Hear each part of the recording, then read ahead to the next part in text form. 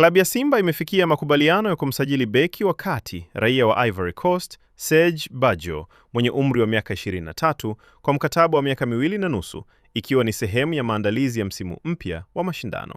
Taarifa zinaeleza kuwa uongozi wa Simba ulifanya mazungumzo ya muda mrefu na wakala wa mchezaji huyo, Steve Barker, kabla ya kufikia makubaliano ya mwisho yaliyowezesha beki huyo kukubali kujiunga na wekundu wa Msimbazi.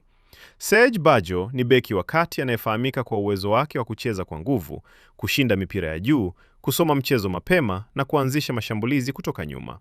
Kabla ya taarifa hizi za kujiunga na Simba, aliwahi kuitumikia MC Alger ya Algeria, ambako alipata uzoefu wa kucheza katika ligi yenye ushindani mkubwa barani Afrika.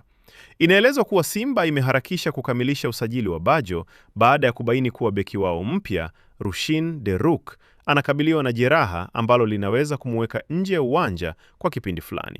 Hali hiyo imeifanya benchi la ufundi kuona umuhimu wa kuongeza beki mwingine mwenye uzoefu ili kuhakikisha safu ya ulinzi inabaki imara kuelekea msimu mpya.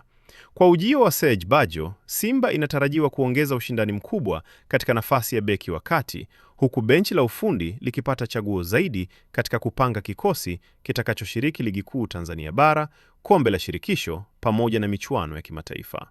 Taarifa zaidi, usiache kusubscribe chaneli yetu ya Usajili Wetu, uwe wa kwanza kupata taarifa zote za kimichezo. Pia tunapatikana kwenye mitandao yote ya kijamii: Facebook, Instagram, TikTok pamoja na Twitter kwa jina la Usajili Wetu. Jina langu Mishabi Graphics.